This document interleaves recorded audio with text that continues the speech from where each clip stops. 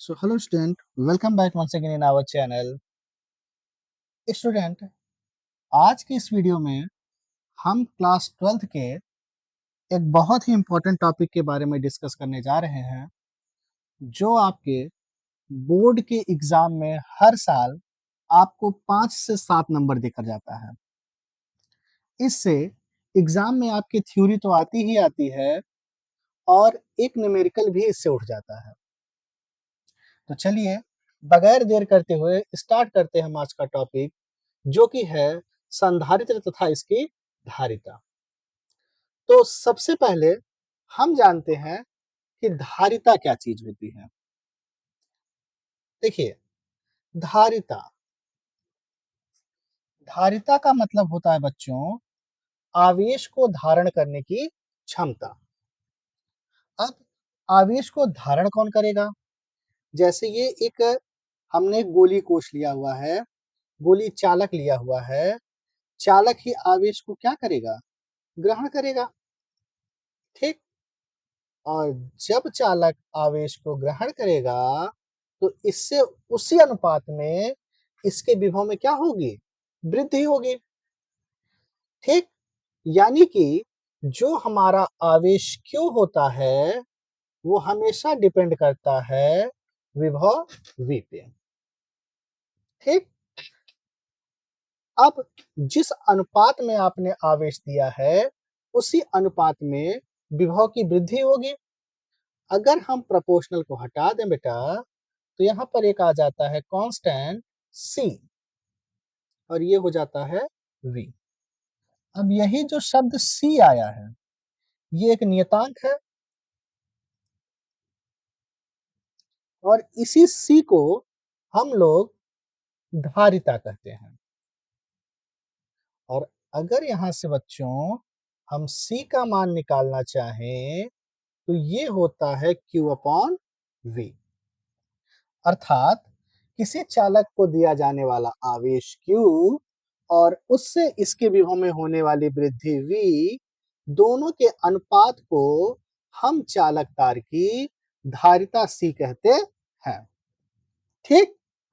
अच्छा, अब हम क्या करते हैं बेटा, इसका मात्रक जान लेते हैं। ठीक। तो धारिता का जो मात्रक होता है बेटा, वो होता है कूलाम प्रति वोल्ट, या इसे हम फैरड के नाम से भी जानते हैं। ठीक। लेकिन बेटा, आपकी जानकारी के लिए हम बता दें कि जो हमारा फैरड होता है वो बहुत बड़ा मात्रक होता है, इसलिए हम इसके स्थान पर माइक्रोफैरड,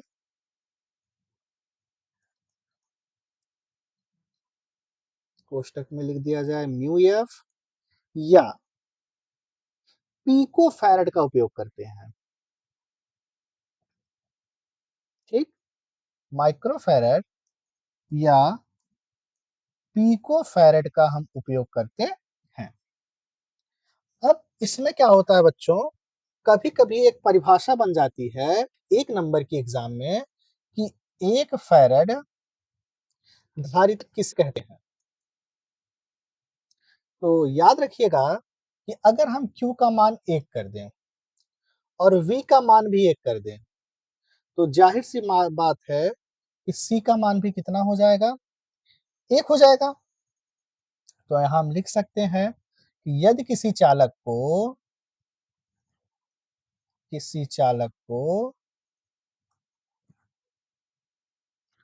1 कूलाम का आवेश दिया जाए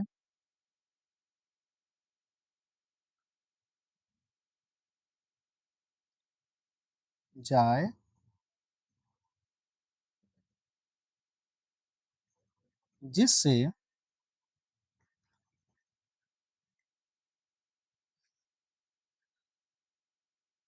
उसके विभव में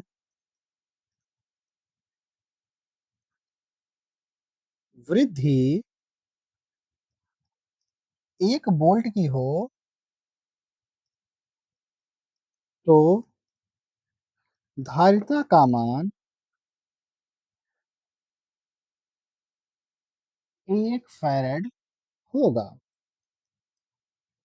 अब चूंकि हमने बच्चों आपको पहले ही बता दिया है कि जो 1 फैराड होता है बेटा वो बहुत बड़ा मात्रक होता है, इसलिए हम इसके स्थान पर माइक्रो फैराड या पिको फैराड का उपयोग करते हैं। ठीक, तो चलिए जान लेते हैं कि 1 माइक्रो फैराड में कितना फैराड होता है और 1 पिको फैराड में भी कितना फैराड होता है। तो देखिए बच्चों, 1 माइक्रो फैराड में 10 घाते माइनस 6 फैराड होता है, जबकि एक पिको फैराड में 10 घाते माइनस 12 फैराड होता है। ठीक, और जनरली आपको क्वेश्चन में यही दोनों लोग मिलने वाले हैं। ठीक, तो उम्मीद है कि धारिता के बारे में बच्चों आप विस्तृत रूप से समझ लिए होंगे। अब हम इसकी दूसरी इंपॉर्टेंट हेडिंग जो कि है विलगित गोली चालक की धारिता ज्ञात करना, तो चलिए अब हम उसको निकाल लेते हैं। पहले हेडिंग बना लेते हैं, किसी विलगित गोलीय चालक की धारिता ज्ञात करना। ठीक, तो मान लीजिए कि हमारे पास ये एक गोली चालक है जिसकी त्रिज्या हमने कितना मेजर कर ली है, आर है, ये इसका सेंटर पॉइंट ओ है और इसकी सतह पर हमने प्लस आवेश दे दिया है, धन आवेश दे दिया है। मान लीजिए वो आवेश प्लस क्यू ही है। ठीक, अच्छा, अब ये आवेश क्या बच्चों कि इसके बाहरी पृष्ठ पर एक समान रूप से फैल जाएगा तथा पृष्ठ के प्रत्येक बिंदु पर एक समान विभव उत्पन्न होगा। ठीक, इसी कारण से गोली चालक से जो निकलने वाली वैद्युत बल रेखाएं हैं, क्या निकलेंगी? वैद्युत बल रेखाएं वो इसके पृष्ठ के कैसे होंगी? लंबवत होंगी। कैसे होंगी बच्चों? लंबवत होंगी। ठीक, अब अगर हमें गोली चालक के पृष्ठ के बाहर अथवा इसके किसी बिंदु पर विभव ज्ञात करना होगा तो हम आवेश को गोली चालक के केंद्र पर मान सकते हैं। किस पर मान सकते हैं? केंद्र पर मान सकते हैं। ठीक, तब हम क्या करते हैं कि निकाल लेते हैं बेटा कि गोली चालक के पृष्ठ पर विभव। तो माना लिख लेते हैं पहले कि माना एक गोली चालक, हम थोड़ा सा लिखेंगे, बाकी आप लोग को हमने बता दिया है कि आप उतना चीज जो वीडियो में बताई जा रही है उसको नोट्स में लिख लेंगे। खासकर हमारे कोचिंग के बच्चे या आप सभी जो भी स्टूडेंट हमसे जुड़ रहे हैं वो सब के सब, अगर हो सकता है उन्होंने क्लास ये मिस कर दी हो तो वो जानकारी के रूप में इस वीडियो को देखकर नॉलेज ले सकते हैं। ठीक, तो मैं थोड़ा सा लिख देता हूं कि माना एक गोली चालक जिसकी सतह पर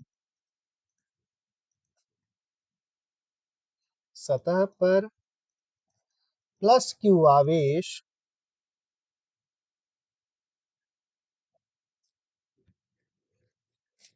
एक समान रूप से वितरित है,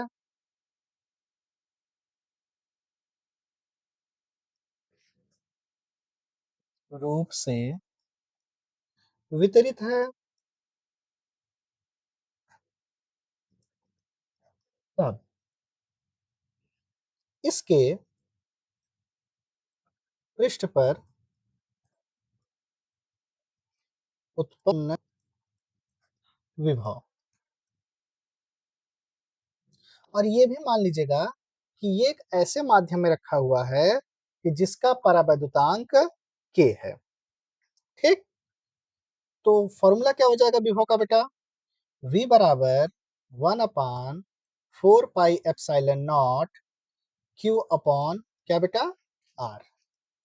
इक्वेशन नंबर बन गया ये कितना बेटा, फर्स्ट। ठीक, अब अभी अभी हमने पढ़ा है कि जो धारिता होती है बेटा C बराबर ये होती है Q अपॉन क्या बेटा V। अच्छा, तो C को C ही रह दो, Q V का मान रख दो भैया समीकरण 1 से 1 अपान 4 pi epsilon not Q upon क्या बेटा R। तो Q से Q क्या हुआ, कैंसिल। तो हम लिख सकते हैं C बराबर, और यहाँ पर चूंकि परावर्तांक है इसे मान लीजिए किसी माध्यम में रखा गया है, चाहे वो कांच हो, मोम हो, कोई भी माध्यम हो, उस माध्यम में रखा गया है। तो अब ये ऊपर आ जाएगा, तो C बराबर हो जाएगा 4 pi epsilon not K into R। ये हो गया बेटा किसी विलगित गोली चालक की धारिता। अब यदि हम निर्वात की बात करें,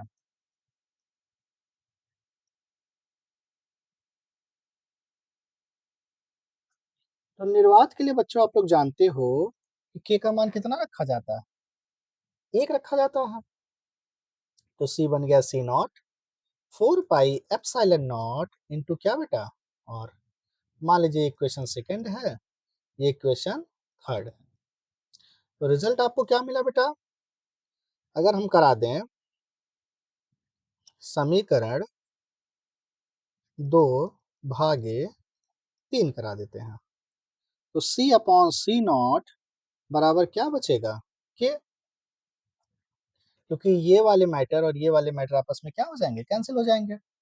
अब यहाँ पर K क्या है बेटा, K है परावैद्युतांक। ठीक, मतलब कोई कुचालक पदार्थ। अब इसकी परिभाषा क्या होगी बेटा, देखिए ऊपर C है, C को हम लोग माध्यम की धारिता कहते हैं, C नॉट को निर्वात की धारिता कहते हैं।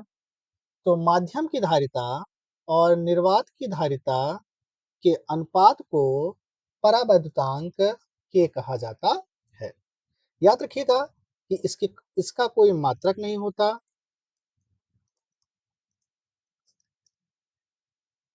और न ही कोई विमा होती है, यानी कि ये बीमाहीन राशि है। ठीक, अच्छा, तो उम्मीद है कि आपको इतनी बातें हमारी लेक्चर की समझ में आ गई होंगी। ठीक, तो जो छात्र नोट नहीं किए होंगे वो इसको वीडियो को रोक कर नोट कर लेंगे, फिर आगे बढ़ेंगे। अब काफी बच्चे हमारे सोच रहे होंगे सर अभी क्लास में होते तो कम से कम कितनों का मजाक उड़ाए होते। तो बेटा घबराओ मत, जल्द ही लाइव आ रहा हूँ। जब लाइव की क्लास शुरू हो जाएगी तो मजाक तो चलेगा ही, क्योंकि ना तो उसके बगैर आप रह पाएंगे और ना ही हम रह पाएंगे। ठीक, तो फिलहाल अभी पढ़ाई पे ध्यान दिया जाए। और जैसे ही मान लीजिए, चूंकि काफी टाइम से हमने चैनल बंद कर रखा था, तो बच्चों की काफी कमेंट्स और ऑफलाइन कंप्लेंट्स आ रही थी कि सर अब आप क्यों नहीं बना रहे हैं। तो लीजिए, कुछ देर की तैयारी थी, लेकिन तैयारी आपके सामने जबरदस्त करके आई है, और उसका फल भी हमें उम्मीद है कि पहले से बेहतर ही मिलेगा। तो चलिए, अब बगैर हम समय गंवाए जान लेते हैं बच्चों संधारित्र के बारे में। संधारित्र किसे कहते हैं, ठीक।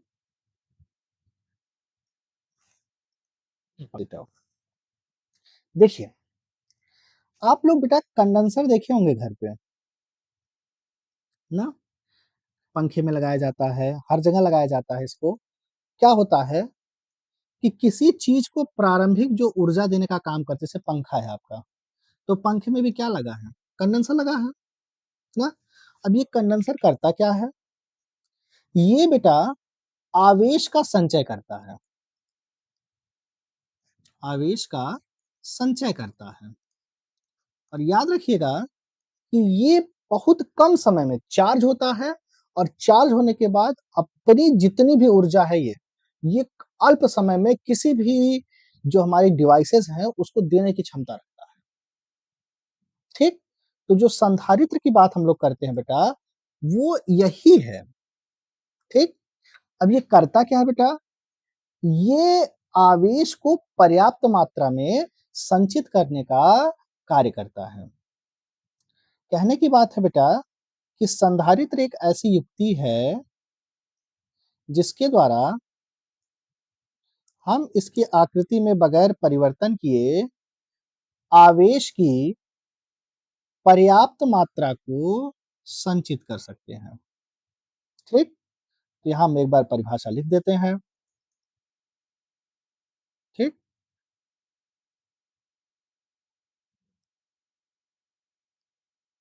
देख लीजिए कि संधारित्र एक ऐसा समायोजन है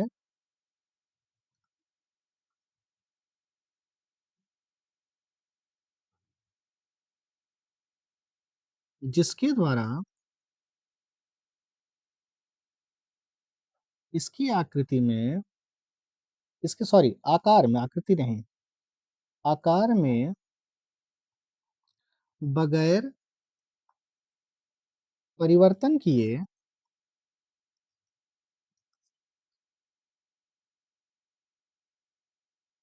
ऊर्जा की या आवेश की पर्याप्त मात्रा संचित की जा सकती है। ठीक? तो एक बार फिर से परिभाषा हम लोग पढ़ लेते हैं बेटा कि संधारित्र एक ऐसा समायोजन होता है जिसके द्वारा इसकी आकृति में बगैर परिवर्तन किए सॉरी आकार में बगैर परिवर्तन किए आवेश की मात्रा को हम पर्याप्त रूप में संचित कर सकते हैं। ठीक? अब क्या करेंगे बेटा, हम जानते हैं कि संधारित्र का जो कार्य सिद्धांत है वो कैसा होता है। देखिए, तो हम क्या करते हैं बेटा, इसको थोड़ा-सा हटाते हैं और अब हम जानते हैं संधारित्र के कार्य सिद्धांत के बारे में। तो देखिए, संधारित्र का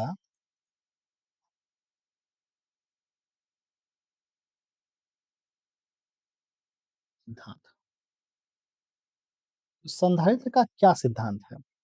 देखिए, जो संधारित्र का बेटा सिद्धांत है, वो इस बात पे आधारित है कि जब हम किसी आवेशित चालक के सामने एक अन्य आवेशित चालक को रख देते हैं, तो उस अनावेशित चालक का या उस अनावेशित चालक के कारण आवेशित चालक का विभव कम हो जाता है। और यदि हम उस अनावेशित चालक को पृथ्वी से जोड़ दें, तो विभव और कम हो जाता है और जिसके फलस्वरूप धारिता क्या होती है? बढ़ जाती है।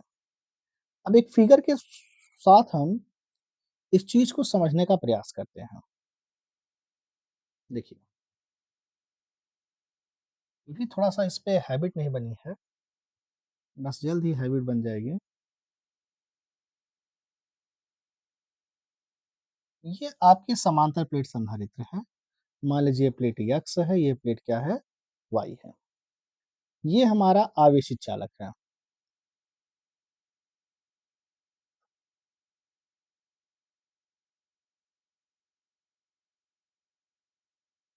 ठीक? और ये वाला हमारा जो है अनावेशित चालक है।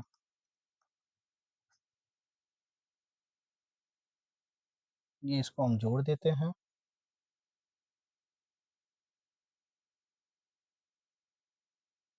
इससे जोड़ देते हैं बच्चों, एक स्वर्ण पत्र विद्युतदर्शी पन्नी से।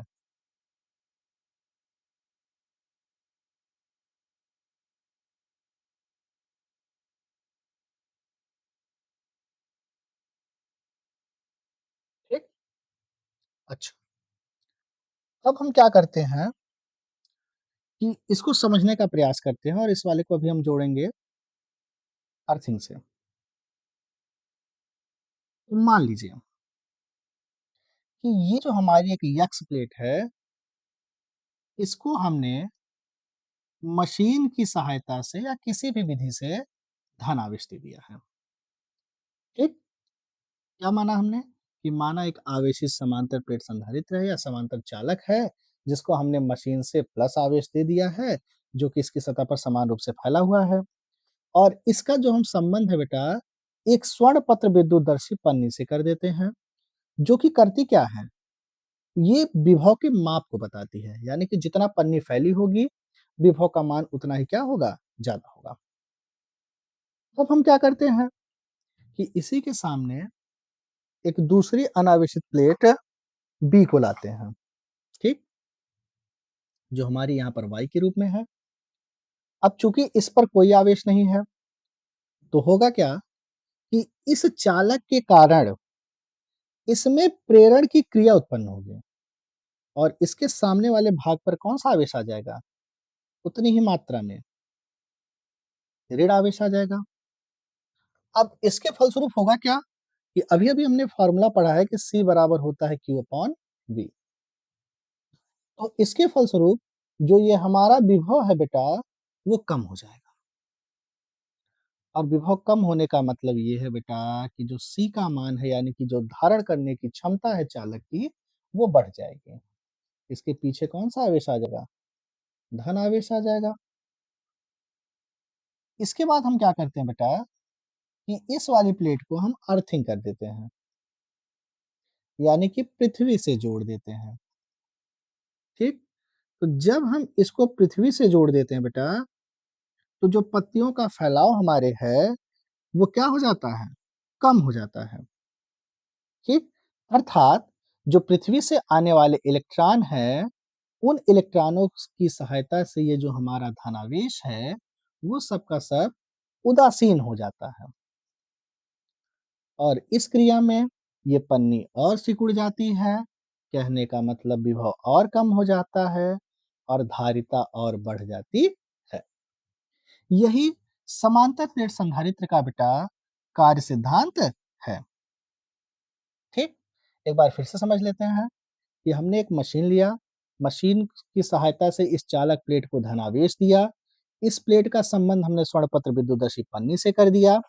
अब क्या करते हैं कि इस चालक के सामने हम दूसरे अनावेशित चालक को लाते हैं, जिसके कारण इस चालक में प्रेरण की क्रिया प्रारंभ होती है और इसके सामने वाले भाग पर ऋण आवेश, जबकि दूसरे साइड में धनावेश आ जाता है। अब इसके फलस्वरूप पन्नी को सिकुड़ जाती है, जिससे कि विभव घट जाता है और धारिता और बढ़ जाती है। अब यदि हम इस दूसरी प्लेट को पृथ्वी से संपर्कित कर दें, तो पृथ्वी से आने वाले इलेक्ट्रॉनों से ये धनावेश उदासीन हो जाता है, जिससे कि विभव का मान और घट जाता है तथा धारिता और बढ़ जाती है, ठीक? तो यही इसका बेसिक कॉन्सेप्ट है। उम्मीद है कि आपको ये बेसिक कॉन्सेप्ट समझ में आ गया होगा। अब हम क्या करते हैं बेटा कि इसी की सहायता से अब निकालते हैं हम कि समांतर प्रेरक संधारित्र की धारिता क्या होती है। तो आपकी जो अगली हेडिंग होगी, चूंकि ये हर बार एग्जाम में आती है, इसलिए इस हेडिंग पे आपको ज्यादा ध्यान देना होगा, ठीक? तो चलिए बगैर विलंब किए हुए हम उसको जान लेते हैं कि किसी समांतर प्रेरक संधारित्र की हम धारिता को कैसे ज्ञात कर सकते हैं। तो चलिए हेडिंग बनाते हैं, आईएमपी हेडिंग, जो आपके एग्जाम की दृष्टि से बहुत ज्यादा यूजफुल है। तो किसी समांतर प्लेट संधारित्र की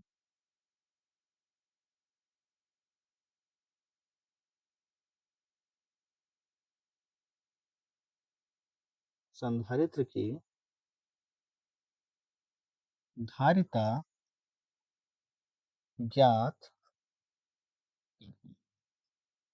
ठीक? तो चलिए हम जान लेते हैं कि समांतर प्लेट संधारित्र है क्या चीज और उसकी धारिता हम कैसे निकालेंगे, ठीक? तो सबसे पहले हम एक बनाते हैं समांतर प्लेट संधारित्र।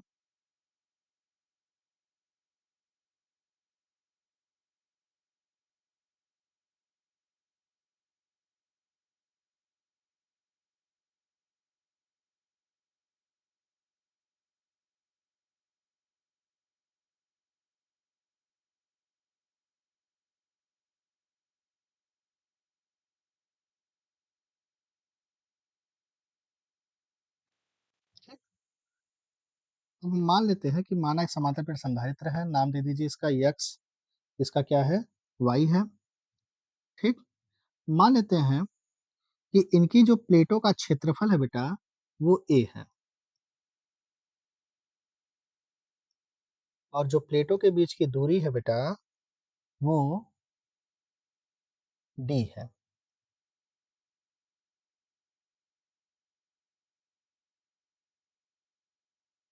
और इसे एक ऐसे माध्यम में रखा गया है जिसका परावर्तनांक k है।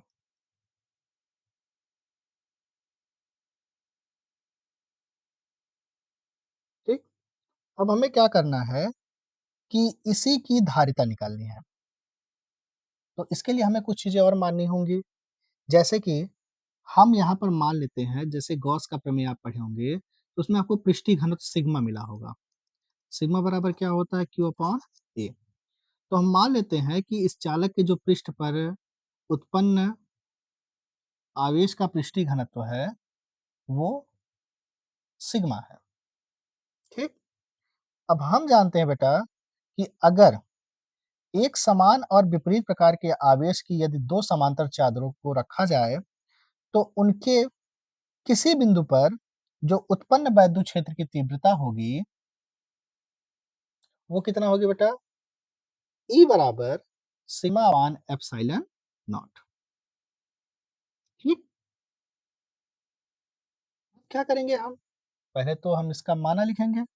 तो माना मैं छोटा सा लिख देता हूं कि माना एक समांतर प्लेट संधारित्र जिनकी प्लेटों का क्षेत्रफल A है तथा प्लेटों के मध्य की दूरी स्मॉल d है। तब के बाद से इसको थोड़ा सा मैं आईडी करूंगा, तब लिखूंगा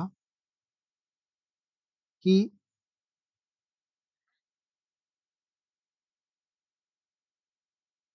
चादरों के बीच के स्थान में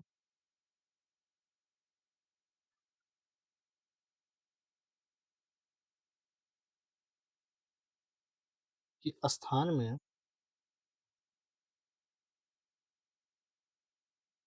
में यदि कोई के परावैद्युतांक का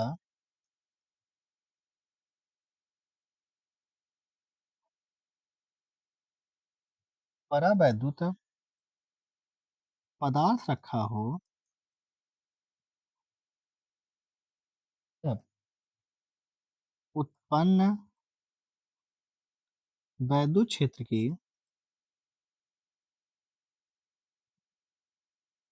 तीव्रता। ठीक। तो E बराबर क्या होता है बेटा, सिग्मा अपॉन के epsilon not. Equation number first बना लीजिए इसको।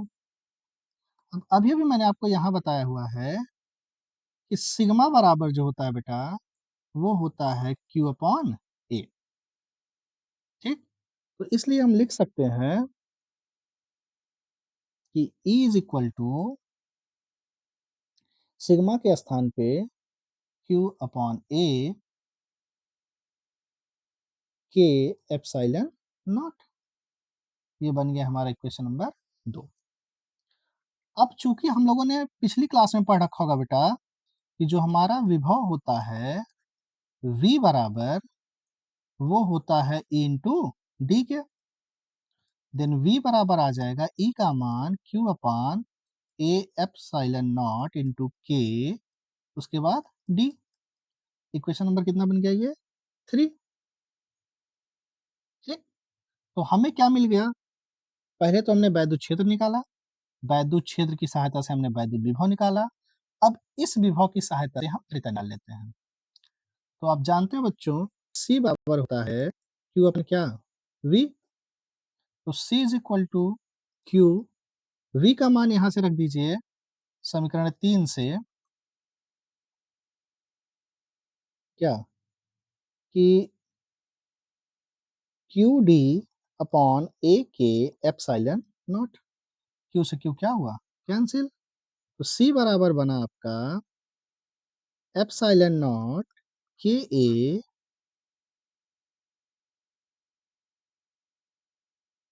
ए अपॉन डी। ठीक, यही आपका क्या है बेटा? फॉर्मूला है, जो कि हर बार 3 मार्क्स का आता है। इसलिए आप इस डेरिवेशन को अच्छी तरह से समझ लीजिए, और जो लोग नोट नहीं किए होंगे वो इसे नोट कर लीजिए। ठीक, सबसे पहले हमने क्या निकाला? वैद्युत क्षेत्र की तीव्रता निकाली, उस पे सिग्मा का पृष्ठीय घनत्व है तो उसका मान रखा हमने। फिर हमने क्या किया कि इसी की सहायता से विभव निकाला, फिर विभव में हमने ई का मान रखा, और फिर जब हमें विभव मिल गया तो हमने धारिता सी का मान आसानी से निकाल लिया। अब हम क्या करते हैं कि कभी-कभी क्या होता है कि ये डेरिवेशन ना देकर इसके आगे वाला एक डेरिवेशन है, उसको दे देता है। तो हम क्या करते हैं, चलिए उस डेरिवेशन को जान लेते हैं कि वो डेरिवेशन कौन-सा है। बस जैसे इसमें क्या है, ये जो k परावैद्युतांक का परावैद्युत पदार्थ पूरे प्लेटों के बीच में रखा हुआ है, उसमें क्या होगा कि वो आंशिक रूप से रखा हुआ होगा। ठीक? अच्छा, तो चलिए देख लेते हैं इसको हम।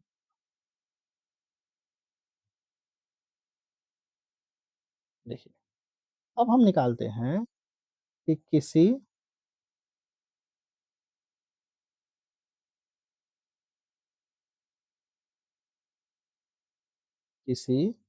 समांतर प्लेट संधारित्र की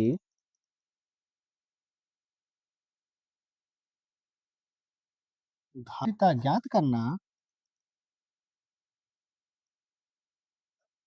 जबकि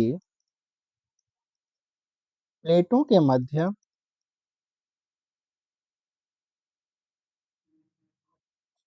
आंशिक रूप से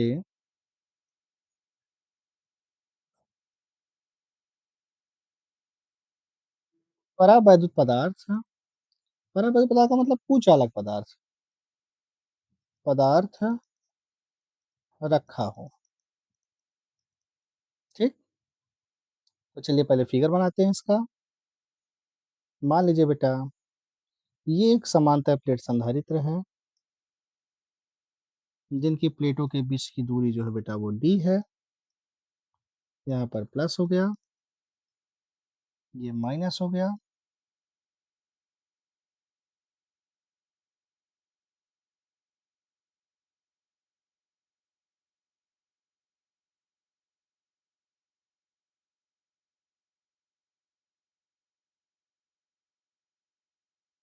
ठीक, और इसके बीच में हमने टी मोटाई का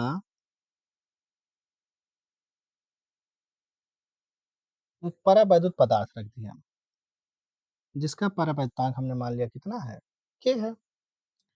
तो अब यहाँ पर जो आपको वैद्युत क्षेत्र की तीव्रता मिलेगी, वो निर्वात की भी मिलेगी तथा परावैद्युत पदार्थ की भी मिलेगी। ठीक,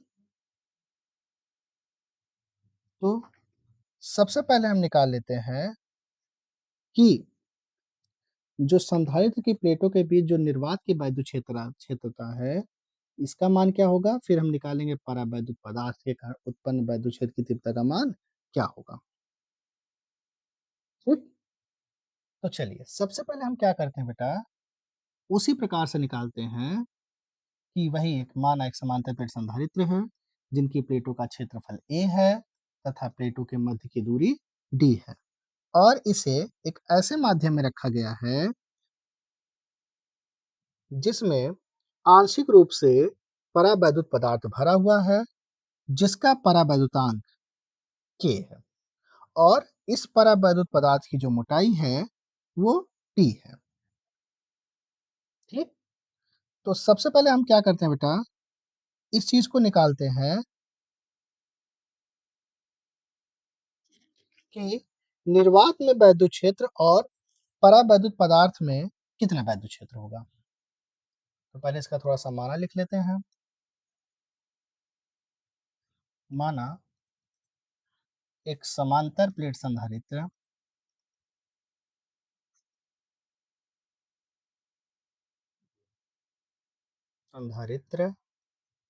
जिनकी मध्य के दूरी d है तथा प्लेटों का क्षेत्रफल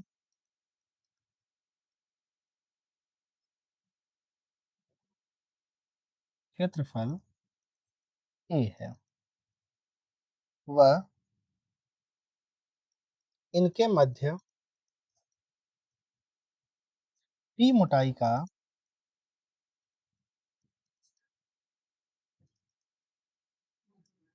एक परावैद्युत पदार्थ रखा हुआ है। ठीक। परावैद्युत पदार्थ की अब निर्वात की मोटाई लिख लेते हैं। तब निर्वात में दूरी कितनी है। निर्वात में दूरी ध्यान दीजिएगा, पूरी दूरी d है जिसमें t मोटाई का परावैद्युत पदार्थ रखा हुआ है। तो जो निर्वात में दूरी होगी बेटा वो d माइनस टी होगी। यदि निर्वात का वैद्युत क्षेत्र E नॉट व परावैद्युत पदार्थ का विभव V हो सॉरी E हो,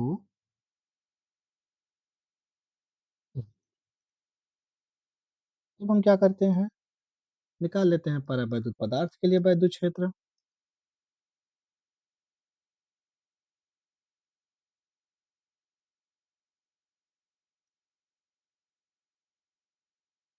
वैद्युत क्षेत्र E बराबर क्या होगा बेटा, वही सिग्मा अपॉन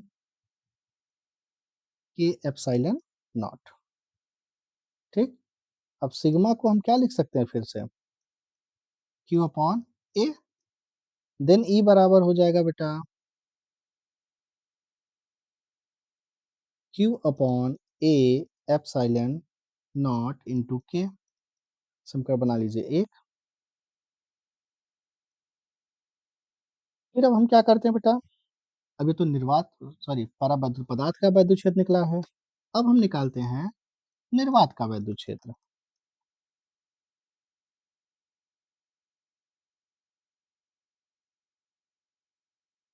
तो अब ये निर्वात का वैद्युत क्षेत्र क्या होगा, ये होगा E naught Q upon A epsilon naught. क्योंकि जो निर्वात के लिए जो दूरी है बेटा, सॉरी जो निर्वात के लिए के का मान है वो एक होगा। तो अब हम निकाल लेते हैं कुल विभव, जिसको हम लोग किससे लिखते हैं बेटा, V से। अब ये जो हमारा कुल विभव होगा इसमें दो विभव होंगे, एक तो होगा निर्वात का विभव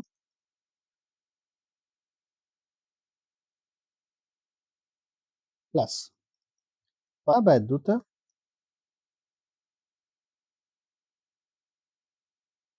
पदार्थ के लिए विभव।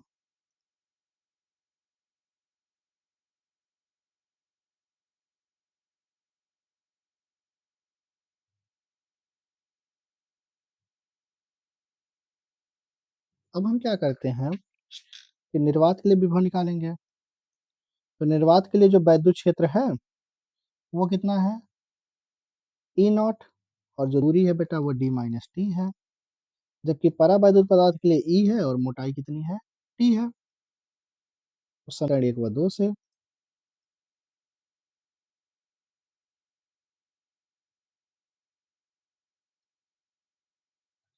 ई नॉट के स्थान पे ई नॉट का मान क्या दिया गया है कि Q upon A epsilon naught into D minus T plus E के स्थान पे ई का मान रख दिया जाए। क्या है मान? कि क्यू अपॉन ए के एप्सिलॉन नॉट इंटू मोटाई कितनी है? टी। अब ये बन गया हमारा समीकरण 3। ठीक। अब चूंकि हम जानते हैं बेटा कि C बराबर होता है Q अपॉन क्या? V। तो C के स्थान पे रखेंगे यहाँ पर मान C का। निकालने के लिए किसका मान रखा जाएगा? V का। और V का मान रखते ही हम कुछ चीजें कॉमन कर लेंगे। क्या क्या? Q, A और एप्सिलॉन नॉट। तो Q, A, एप्सिलॉन नॉट जब हम कॉमन करेंगे बेटा तो बचा D minus T plus T upon K। तो Q से Q क्या हुआ? कैंसिल। तो जो आपका फॉर्मूला बना बेटा वो बना C बराबर, देखिए ये ऊपर चला जाएगा A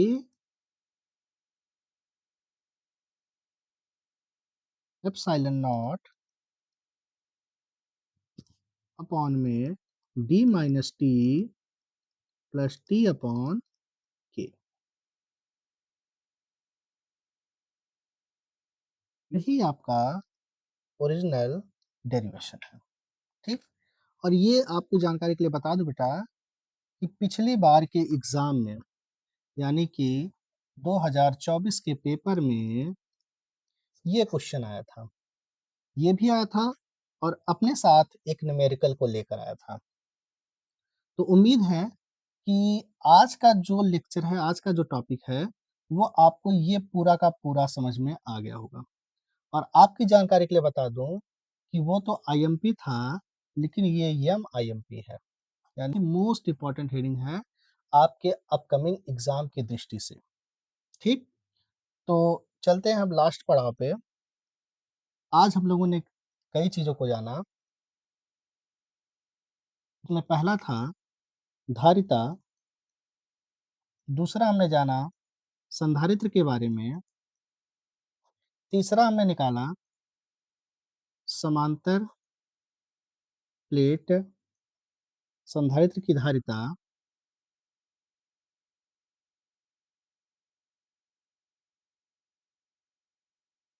और चौथा हमने जाना कि धारिता ही निकालना है जब आंशिक रूप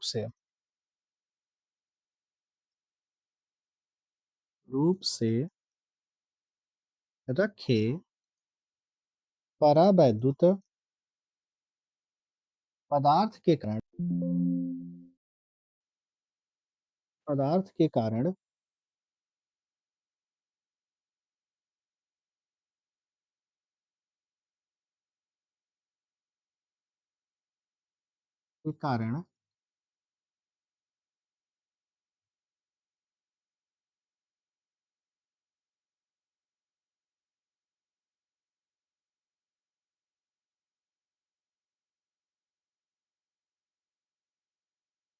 धारिता। उम्मीद है कि ये चारों टॉपिक आपके एग्जाम की दृष्टि से आपके लिए बहुत यूजफुल रहेंगे। तो अंत तक बने रहने के लिए धन्यवाद। और जिन्होंने फर्स्ट टाइम वीडियो देखा है वो वीडियो को लाइक, शेयर और सब्सक्राइब करना ना भूलें। तो आज के वीडियो में बस इतना ही। जल्द ही मिलेंगे एक नेक्स्ट वीडियो में।